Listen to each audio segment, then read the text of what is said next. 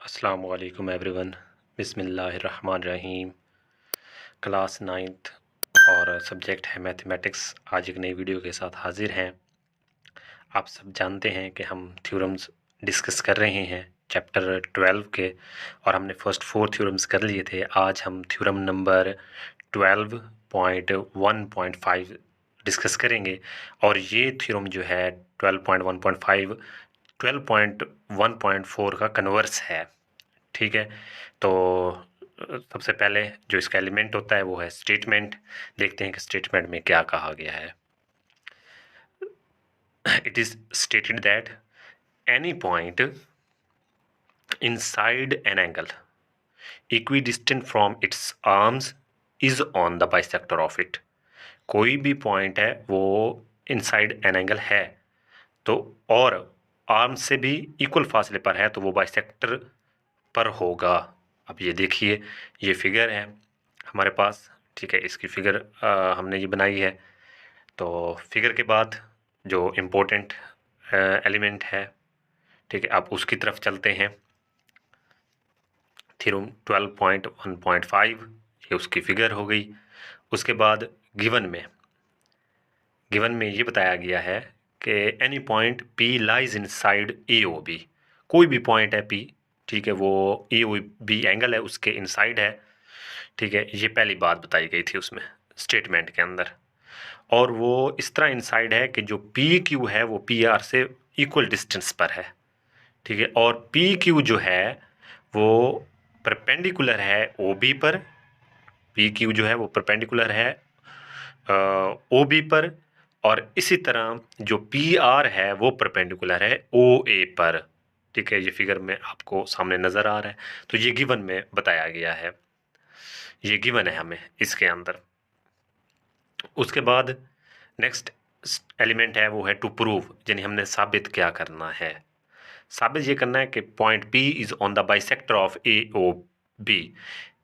Point P जो है वो ए ओ बी के बाइसेक्टर के ऊपर मौजूद है, ये हमने साबित करना है। पॉइंट पी कोई भी पॉइंट हो सकता है। ठीक है, यहाँ फिगर में देख लें, पी ये सामने दिखाया गया, आपको समझ आ गई। तो ये टू प्रूव ये हमने साबित करना है कि P is on the bisector of A O B. Construction an important element of the theorem. हमने सिर्फ ये किया कि P को O से ज्वाइन कर दिया, P को O से मिला दिया, ज्वाइन कर दिया। ठीक है, मिला दिया।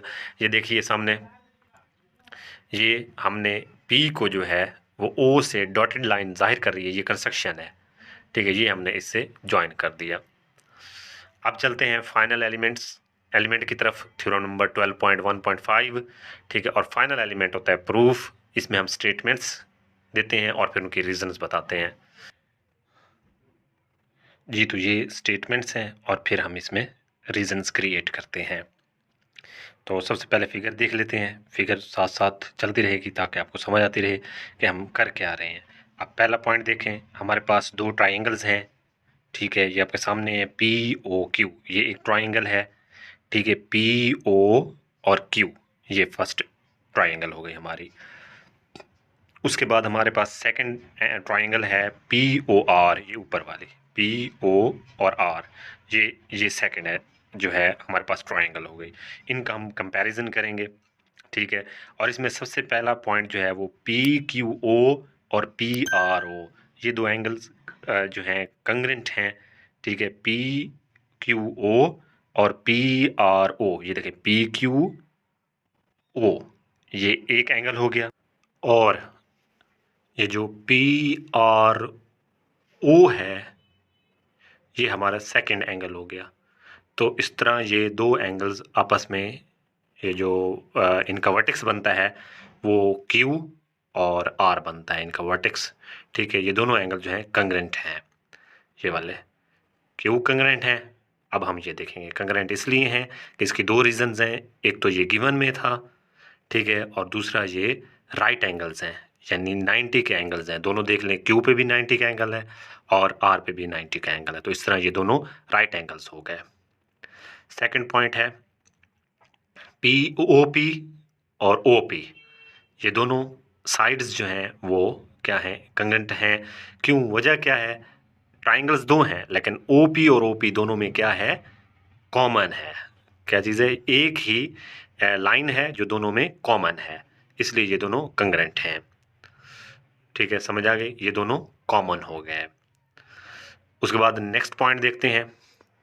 नेक्स्ट पॉइंट में जो है PQ और PR, PQ और PR, अब ये देखिए फिगर में देखिए, PQ और PR, ये जो है PQ से भी और PR से भी दोनों से इक्वी डिस्टेंट पर है, तो ये हमें गिवन में था। इक्वी डिस्टेंट में क्या था, गिवन में था कि ये बराबर फासले पर है।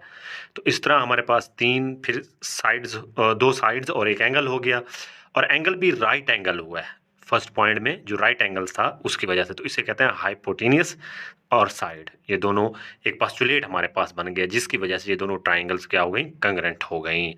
अब कंग्रेंट ट्राइंगल्स हैं तो हम इनका कोई भी एंगल ले लें, कोई भी साइड ले लें, वो क्या होंगे, कंग्रेंट ही होंगे। तो POQ और POR, अब फिगर में देखते हैं, POQ, ये एक एंगल हो गया। ठीक है, उसके बाद PO और Q, ये हमारा दूसरा एंगल हो गया। ठीक है, तो इस तरह ये जो ट्राइंगल्स बन रही हैं दो, इनका ये O जो है, ये वाला, ये वर्टेक्स कॉमन है इनमें। ठीक है, और कंग्रेंट भी है। ठीक है, क्यों, corresponding angles of congruent triangles, क्योंकि ये दोनों ट्राइंगल्स कंग्रेंट थी तो उनकी कोई भी साइड, कोई भी एंगल जो होगा वो क्या होगा, corresponding angles of the congruent triangles, इसलिए ये कंग्रेंट हैं दोनों एंगल्स। ठीक है, और इसका क्या मतलब है, अगर ये कंग्रेंट है, इसका मतलब ये है कि जो पॉइंट P है, ठीक है, जो पॉइंट P है is on the bisector of AOB। इससे ये साबित होता है कि पॉइंट P जो है वो क्या है, AOB का क्या है, बाइसेक्टर है। यही हमने साबित करना था।